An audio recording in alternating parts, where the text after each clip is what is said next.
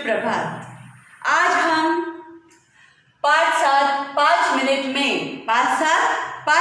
में यह जिसमें सौरभ नाम का जो बच्चा है वह 5 मिनट करते करते हर रोज लेट हो जाता है, स्कूल जाने में लेट हो जाता है, जाते जाते उसकी साइकिल भी खराब हो जाती है और जब वह स्कूल पहुंचता है तो वहाँ पर उसका मन पसंदीदा खेल, जादू का खेल, वह भी समाप्त हो जाता है। तो हमने इस पाठ में सौरभ के बारे में जाना कि वह 5 मिनट करते करते किस तरह से स्कूल में लेट पहुंचता है। ठीक है, तो अब हम इसके प्रश्न उत्तर और कुछ ऑब्जेक्टिव्स है और व्याकरण पाठ वह हम कंप्लीट करेंगे। चलिए प्रश्न 3 से हम इसे स्टार्ट करते हैं, बाद में हम प्रश्न 1 और 2 पढ़ेंगे। सबसे पहले प्रश्न 3 पढ़ते हैं। किसने कहा और किससे कहा? किसने कहा और किससे कहा? क बस 5 मिनट में नहाता हूँ, बस 5 मिनट में नहाता हूँ। यह वाक्य किसने किससे कहा? बस 5 मिनट में नहाता हूँ। सौरभ ने माँ से कहा। जब माँ ने कहा कि सौरभ जाकर नहा लो तो सौरभ ने कहा कि सिर्फ 5 मिनट में नहाता हूँ, बस 5 मिनट में नहाता हूँ। यह वाक्य सौरभ ने माँ से कहा। ख जल्दी स्कूल चलो नहीं तो जादू का खेल शुरू हो जाएगा। जल्दी स्कूल चलो नहीं तो जादू का खेल शुरू हो जाएगा। यह वाक्य किसने कहा और किससे कहा? किसने कहा? तो यह वाक्य सौरभ के साथी, जो सौरभ का एक साथी था, उसका एक कंपेनियन था, साथी था, उसने सौरभ से कहा जल्दी चलो नहीं तो जादू का खेल समाप्त हो जाएगा, ऐसा शुरू हो जाएगा, ऐसा उसके जो साथी है उसने उससे कहा। वे तुम्हारा जादू का खेल देखना चाहते हैं। प्रश्न ग में वे तुम्हारा जादू का खेल देखना चाहते हैं, ऐसा किसने किससे कहा? तो ऐसा निखिल, उसका एक मित्र था निखिल, जो उसे अपने दोस्तों को जादू का खेल दिखाना चाहता था। तो वह उसे कहता है, निखिल ने सौरभ से कहा वे तुम्हारा जादू का खेल देखना चाहते हैं, ऐसा निखिल ने सौरभ से कहा। अब घ तू चल मैं पा आ, मैं पा आ। इसका मतलब बच्चों, पा मतलब 5 मिनट, आ आया, परंतु वह रुक गया। ऐसा कहा उसने कि मैं पा आ मतलब 5 मिनट में आया। वह ऐसा बोलने ही वाला था तो वह रुक गया। क्यों? क्योंकि अब वह गलती करना नहीं चाहता था, 5 मिनट वाली आदत वह दोहराना नहीं चाहता था। ऐसा किसने कहा? सौरभ ने निखिल से कहा तू चल मैं पा आ। आपने समझ लिया इसे? अब चलिए प्रश्नों के उत्तर देखते हैं। प्रश्न क्रमांक 4, प्रश्न क्रमांक 3, प्रश्न क्रमांक 4। अब हम प्रश्न क्रमांक 4 देखते हैं निम्नलिखित प्रश्नों के उत्तर। तो सौरभ झूठ क्यों बोलने लगा था? अब सौरभ झूठ क्यों बोलने लगा था? क्योंकि 5 मिनट करते करते वह हर रोज लेट हो जाता था। 5 मिनट करते करते वह हर रोज लेट हो जाता था, स्कूल पहुंचता था, इसीलिए वह झूठ बोलने लगा था और देर से स्कूल पहुंचता था। वह देर से स्कूल, क्योंकि सोकर ही वह लेट उठता था, जिसके कारण वह स्कूल भी देर से पहुंचता था।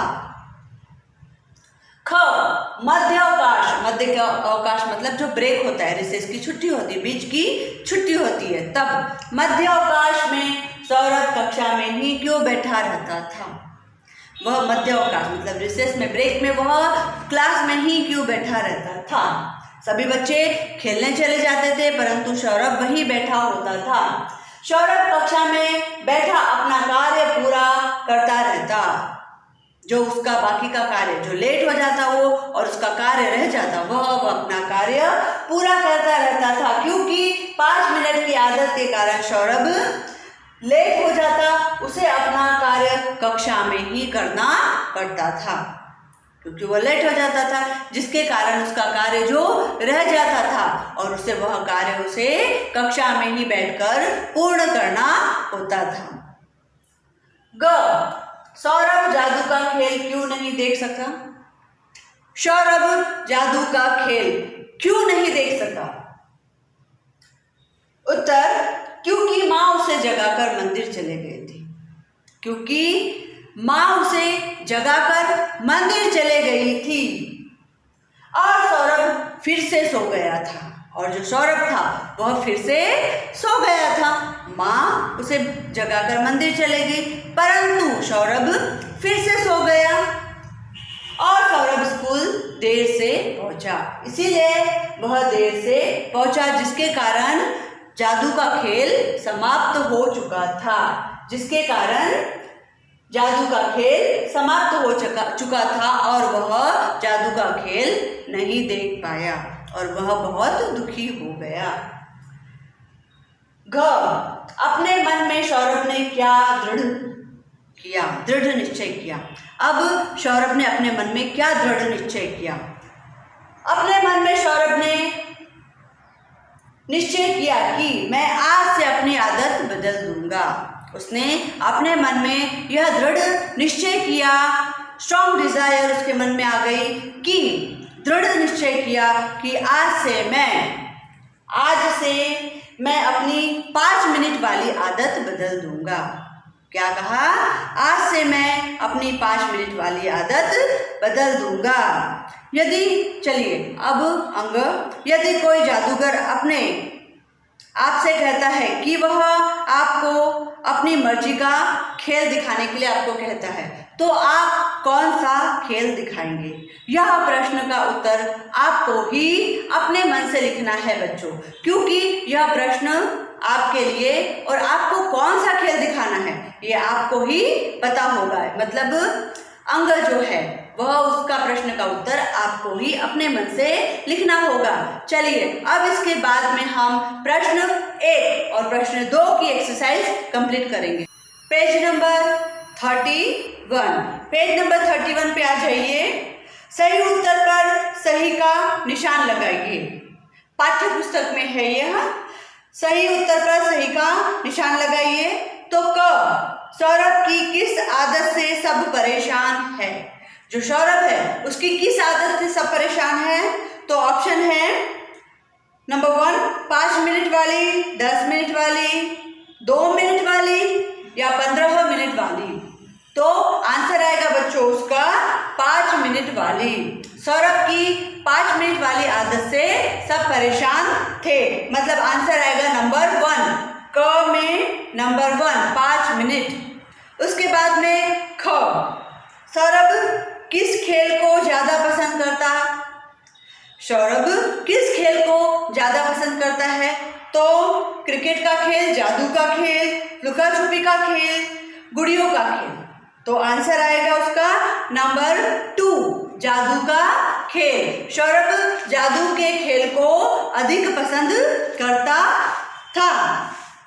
ग, सौरभ को जगाकर उसकी माँ कहाँ चली गई? अब सौरभ को जगाकर उसकी माँ कहाँ चली गई? बाजार, मेला देखने, मंदिर या फिर मामा के घर? तो नंबर 3 इसका आंसर आएगा कि सौरभ को जगाकर उसकी माँ मंदिर चले गई।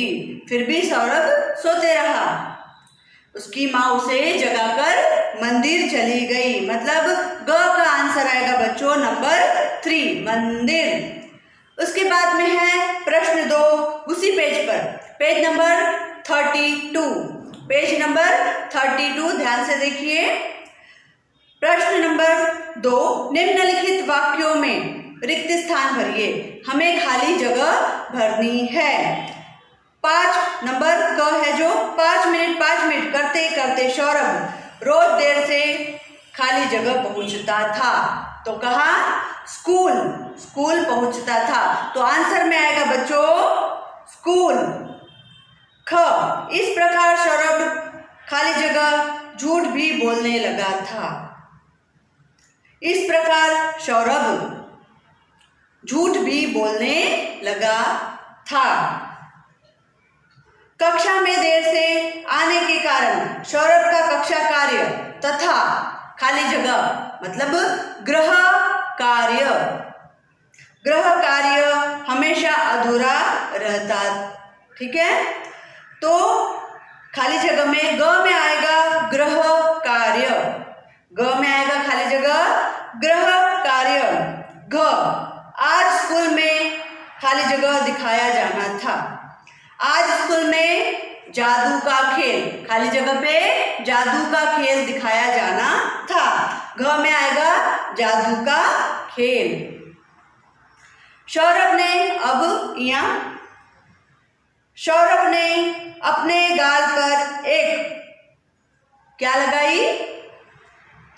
सौरभ ने अपने गाल पर एक चपत लगाई। क्या लगाई? चपत लगाई। और उसने यह कहा कि अब मैं 5 मिनट वाली आदत छोड़ दूंगा। ठीक है, उसने क्या लगाई? चपत लगाई। इस तरह से हमने प्रश्न 1 और प्रश्न 2 को समझ लिया। अब इसके बाद में हम भाषा बोध में कुछ व्याकरण के शब्द करेंगे, जिसमें हम संधि जैसे शब्द हैं। तो क में है नाश्ता, नाश्ता उसका हमें श तो आधा शब्द और पूरा शब्द हमें निकालना है। तो श आधा है और तो हम श को आधा इस तरह से लिखेंगे, श उसमें रैप लिखेंगे और प्लस त, श त। फिर उसी की तरह रिश्ता, आधा श और त उसी का शब्द है। फिर कुश्ती, यह भी श और त, आधा श और त, ऐसे शब्द हम ले सकते हैं। उसके बाद में ख उत्तर, उत्तर तो आधा त और फिर त, आधा त प्लस आधा त प्लस त। बदतर, अब इसका दूसरा शब्द क्या होगा? बदतर, उसमें भी आधा त है और फिर प्लस त। अत्तर, उसमें भी आधा त और फिर पूरा त। इस तरह से हम आधा त और पूरा त लेंगे, उस तरह से उसकी संधि विच्छेद करेंगे। ग बच्चा, आधा च और फिर पूरा च, आधा च और फिर पूरा च, बच्चा, चा। उसके बाद में उसी के समान दूसरा शब्द सच्चा, आधा च और फिर पूरा च। उसी तरह अच्छा, तो आधा च और फिर छ। इस तरह से हम घ में समाप्त, समाप्त, प आधा प और त, आधा प और फिर प्लस त, समाप्त। पर्याप्त, उसी तरह के उसका शब्द है दूसरा पर्याप्त। और शब्द या फिर हम लुप्त भी ले सकते हैं। लुप्त, प त, आधा प और त, लुप्त। अब उसके बाद में प्रश्न 2, भाषा बोध में ही हम प्रश्न 2 देखेंगे। शब्दों में गर जोड़ के हमें शब्दों को पूरा करना है। गर, क्या जोड़ना है बच्चों? गर। तो पहला प्रश्न है हमारा सौदा। अब हम उसमें प्लस गर लगाएंगे तो क्या बन जाएगा? सौदागर। क्या बन जाएगा? सौदागर।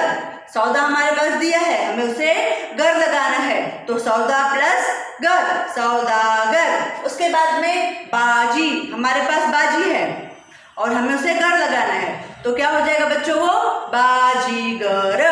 बाजी प्लस गर, बाजीगर। एक नया शब्द बन रहा है जादू, तो जादू में गर लगाएंगे तो क्या बन जाएगा? जादूगर। इस तरह से हमारी सारी एक्सरसाइज कंप्लीट हो गई और व्याकरण विभाग भी हमने कर लिया। यह चैप्टर हमारे यहाँ समाप्त होता है। Thank you.